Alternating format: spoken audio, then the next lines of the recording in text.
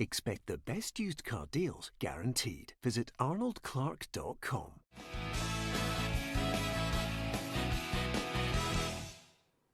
Welcome to Peter and Ruffy's Football Show, sponsored by Arnold Clark. I'm Peter Martin. It is Friday, and that means in the studio alongside me we have Alan Ruff and Barry Ferguson. We're going to be talking about that double header for Scotland, and of course there's a man of the moment at Easter Road.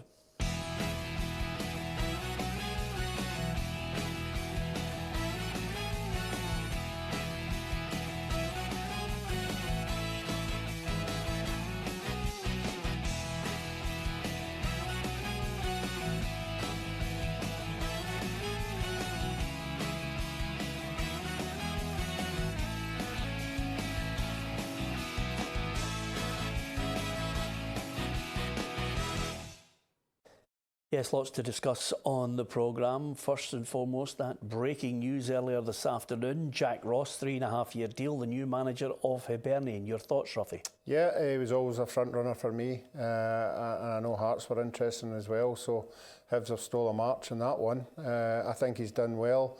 When he went to St Mirren, he took them from the lowest depths, and obviously did so well. He got moved on to Sunderland down south. I thought he did well in the first year. Couldn't understand why he was sacked, but we know what goes on at Sunderland. So no, I think they've identified a young up-and-coming manager, and I think everybody will be anticipated to see where he's going to take the club. Well, everybody will look at the CV. They'll be certainly looking at what happened at St Mirren, and then maybe questioning Sunderland. Do you think there are good times ahead for Hibs with Jack Ross in charge, Barry? Yep, I do. I like him. I really like him. The feedback I've had with players that have played under him at St Mirren, really enjoyed his training and his man management. And I thought he'd done an excellent job at St Mirren. I watched him a few times when they won that championship. He's been down to Sunderland, and I'm the same as Ruffy. I thought he'd done a fine job. They were in 6th place when they sacked him, which I thought was strange. But he's jumped straight back into at Hibs, which is a great club to go and manage. So I think he'll be a real good manager for Hibs. Yeah, and the way the media is going over the last 24, 48 hours, Ruffy, no doubt Aidan McGeady will be linked with joining Hibernian in the next couple of days. No, I think the problem now is for Hearts, because every candidate that was going for the Hibs job will now be going for the Hearts job. So there'll be more candidates, more people getting thrown out day by day, and the board will have to deal with that. Yeah, I mean, it's a strange situation, but all Hibs will really be concerned about is, have they got the right man? Can they climb the table? Do you think this man in place is the one that will elevate Hibs into that top 6? Yeah, I think he will. I think one of his biggest features will be getting the fans back on board the way Lenny did. He was always like that at St Mirren. I remember in the early days at St Mirren, he actually went into the crowd, you know, to actually speak to the St Mirren supporters to tell them, look, just hang fire, this is what's going to be happening here. All credit to him for that. I think that's the thing that the Hibs fans will like. But again, we'll have to wait and see. You know, January will probably be the time when he'll start moving people about, and it'll be interesting to see who he brings in. And you mentioned Hearts there, just cutting across the city. Stuart McCall's been linked with it. I'm a big fan of Stuart. I think he's got a lot to offer as a coach. I just wonder if he knows the game. I mean, we've been critical of some of the people who've been linked with the job, Barry. Stuart McCall looks as if he could be a good shout. Yep, he was a name that I never thought until you had mentioned. Good pedigree again, done a real good job at Motherwell. Went to Rangers under difficult circumstances and did okay. Went down to England, so he's got good experience, Stuart McCall, and plus his right-hand man's a former ex-Hearts player, so I think he's in with a good shout. Yeah, Kenny Black, he was a good player, and you know, Barry mentioned there actually, you know, a good player at Hearts as well. Sometimes it's good to have someone who's got a wee feel for the club as well. But there's no doubt about it, with Jack Ross being appointed there, I'll throw this as a spanner into the works on this one, Ruffy. I'm amazed, unless Stephen Robinson suddenly gets, you know, a sniff at Northern Ireland in the future, I'm amazed Hearts haven't made a move for the Motherwell boss. Yeah, again, you know, you would have to be sitting around that Hearts boardroom and seeing what everybody's thinking, what kind of CV this new manager needs. Everybody's got different ideas, and Budge has already said that, you know, she's quite up for a foreign manager, she's up for a high-profile manager. that might just be a smokescreen. But anything that the Motherwell manager's done year on year, you know, and I think giving young players a chance, you know, and sticking by them until they get a wee bit of experience should go in his favour, because I think Hearts have got a lot of young players. Given the chance, it would make them better. Yeah, it's going to be a big call for them, but you can give us your thoughts on that across all our social media outlets. Let's switch our attention to a story that's gathered a bit of pace, certainly on the evidence of some of the abuse that's been directed here and probably right across so many of the broadcasters, written press as well as radio. I'm almost certain, you know, passions run high when it comes to this Rangers tax case, Ruffy. Now, there's no point in asking Barry about this. It's not fudging the issue. He just can't speak about the issue surrounding the EBTs. But certainly, we received a fair bit of abuse from people, I think, who are ill-informed and taking a swipe at a story that first emerged in the Times, suggesting that the HMRC could waive and maybe over-calculated, you know, a huge amount of money that Rangers owed them to the tune of 50 million. Now, that set the wagons rolling and Rangers fans up in anger, disgust, feeling as if there's an agenda, a conspiracy. Today, HMRC came out with a tweet, obviously responding to what was being asked of them by the thousand. As widely reported today, and to clarify, HMRC won against Rangers tax avoidance in the Supreme Court and did not miscalculate anything. Now that nails it. Now this story, for me, it's not that the Rangers situation is a nonsense, but the story is something that was doing the rounds for 5 months, and for me it's just regurgitating something because it's an international week. Yeah, and it's unfortunate that most of these stories that came out about Rangers, you know, that it just sort of grew arms and legs. Anything that was affected with Rangers, the bottom line was financially they were in a wee bit of a mess. I mean, a big bit of a mess. And nobody was prepared to take it on. I don't even believe if it was only 20 million that somebody with financial sense would say that like, I can turn that round. But there were so many things happening behind the scenes, other things, monetary things that were going to escalate that 20 million. And for me, that's why people never touched it. Yeah, I mean, listen, it was a case, you know, some of it was a case of tax avoidance. And the reason why I'm mentioning this is because, you know, abuse, ill-informed people who suggest, and the West of Scotland is guilty of it, people who suggest an agenda or the fact that one person comes from one end of the city or the other, it's just a complete nonsense. You have to deal with the facts, and this is the only thing that we've done on this situation over the last 24 hours, and it's only taken 24 hours for the story to be shot down in flames. It was tax avoidance. It was HMRC claiming back tax. It was HMRC winning the case in the Supreme Court, as has been mentioned. And in 2011, Ruffy, now remember, 2011, we're in the middle of a financial economic downturn at the time. Rangers are in huge debt. And David Murray had been trying for years to sell the club, couldn't get rid of it. And there was a cloud hanging over the club, not only the tax bill, of at least 20 million. There was an £18 million loan being called back in by Lloyds, TSB and the Bank of Scotland. And you have this situation where they were looking to try and claim back huge amounts of tax in this avoidance scheme. So it didn't look too bright for anybody to come in and save Rangers. And if David Murray couldn't find them, there's not very much chance of anybody else finding them. No, I think he tried his best. You know, I think one of his statements he always made was, I'm not going to give it to anybody unless they're a fit and proper person. You know, that's what he kept coming out and saying. And he always couldn't find somebody who was fit and proper to take it on, because he knew deep down that there was more going on than what we were led to believe. Yeah, it was a situation where at the end of the day there was no winners, only losers. Rangers' demise is well documented going into the lower leagues.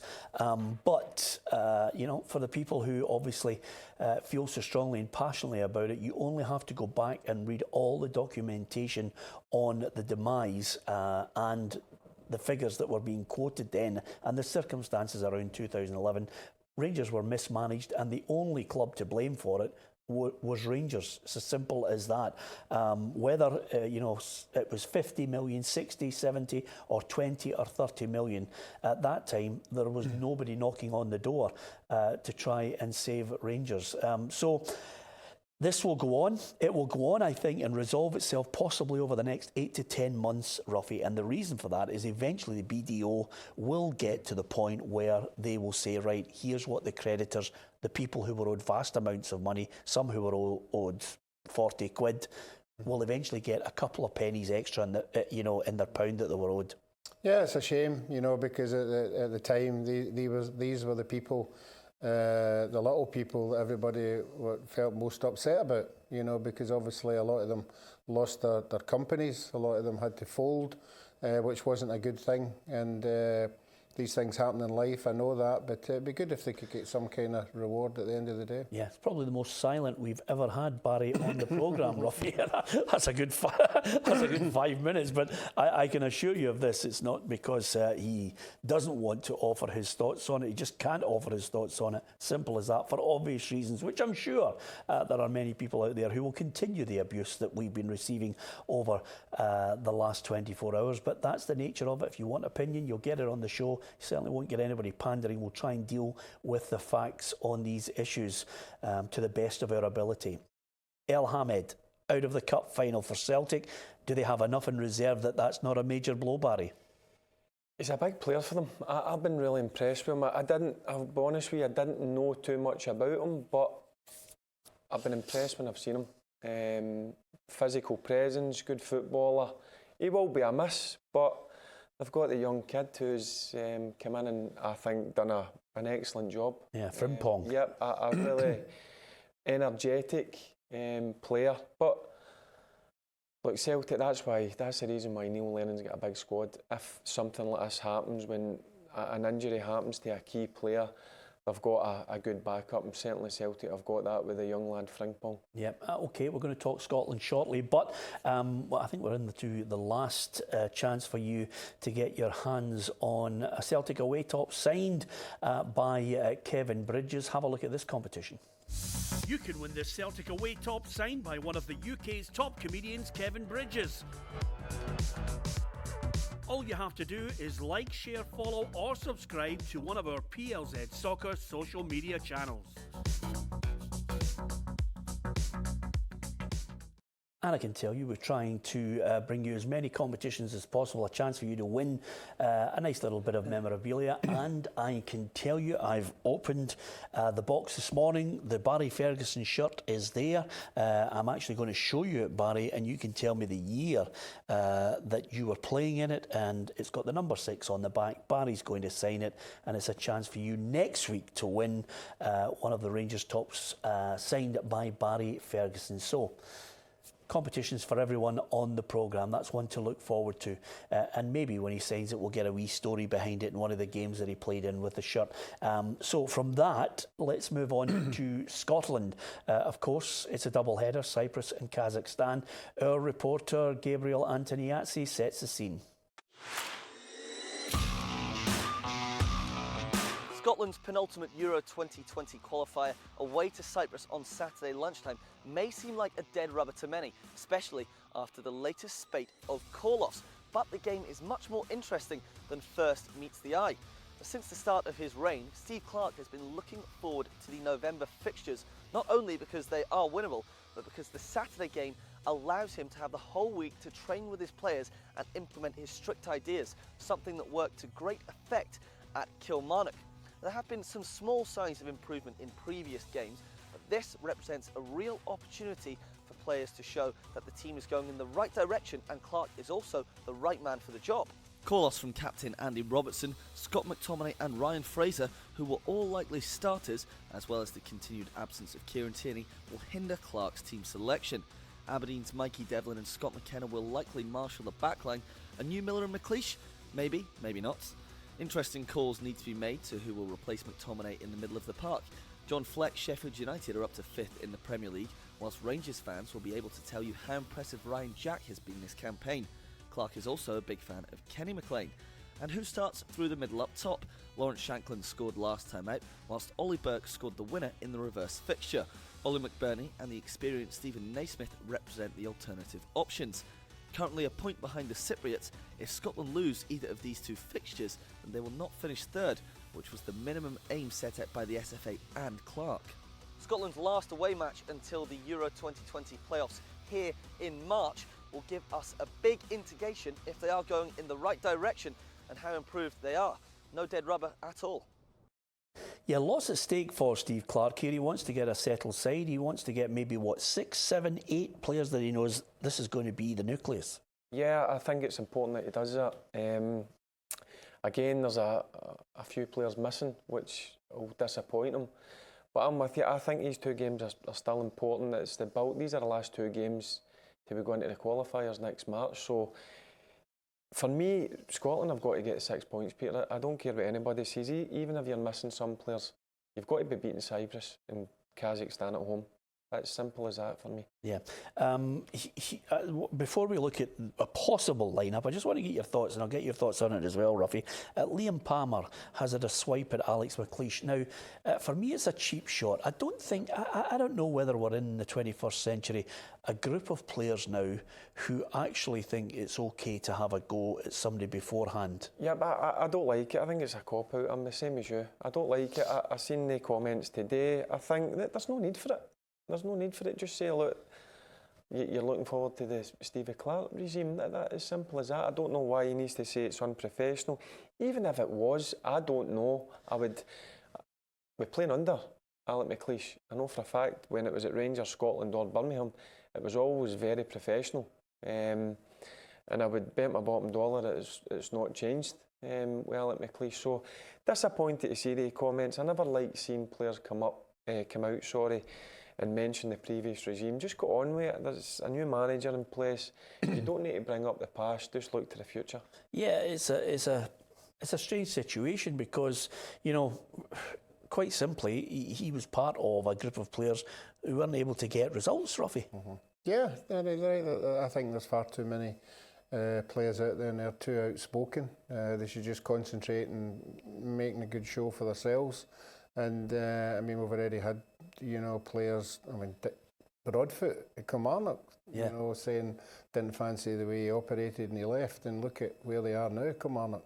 So sometimes you've got to watch what you're saying, because it can come back and bite you. Yeah, absolutely. Okay, let's have a look at the possible lineup on this one. I had a wee stab at it, Barry. It might be this. It might not be. Could be Scott McKenna as captain on this occasion. I'm sure it'll be a proud day for Scott. What do you make of that lineup? Is that close to where you think it's going to be? Yep, I think it'll be close. It'll be there or thereabouts. I picked Taylor in front of Shinnie at left back because he's a fan of players that he knows at Kilmarnock. He knows Taylor inside out. He worked with him for 2 years. He was really consistent, Taylor, under Stevie Clark at Kilmarnock. The only thing that will go against Taylor is game time, Peter. He's not played a lot since obviously signed with Celtic. Yeah. And John Fleck? Yep. Played well in the last game. Again, I seen the young kid coming through at Rangers. Always thought one day if he gets his head down and works hard, and he's went down to Coventry, he's got to move to Sheffield United now. He's playing week in, week out in the Premier League. I think it's a big time for him. I think he can go and cement a place in that team. Yep. But what I'll say, the captain, it's got to be Callum McGregor for me. Yeah. I think he's got to go with Callum McGregor. Yep. Interesting thoughts on that one. Ruffy, I'm going to get your thoughts on just a little story that I think well worthy of your mention. We'll look back at Queen's Park, 152 years of an amateur football club, and they took great pride in their status, but they voted to change, a landslide victory in favour of changing to professional contracts. Here's a statement from Queen's Park on this one.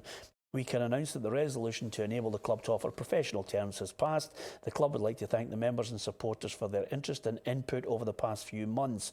We recognise the difficulty in introducing this resolution. However, we believe this will enable us to plan for a bright future as we face up to the challenges of moving from the National Stadium and maintaining our Senior League place. So, what do you make of that change, Ruffy? Yeah, I think it's the modern times. I know when Gus McPherson was the manager, the biggest frustration was him actually identifying players that none of the seniors clubs had identified, and then all of a sudden they come to the fore and he loses them for nothing. That must have been frustrating.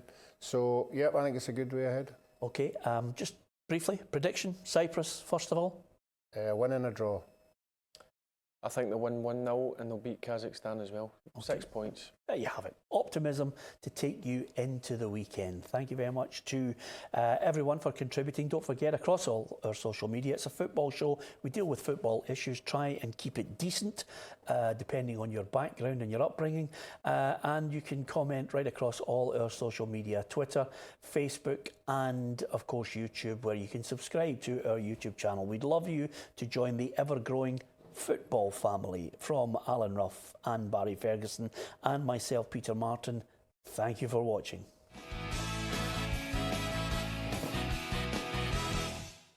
Expect the best used car deals guaranteed. Visit arnoldclark.com.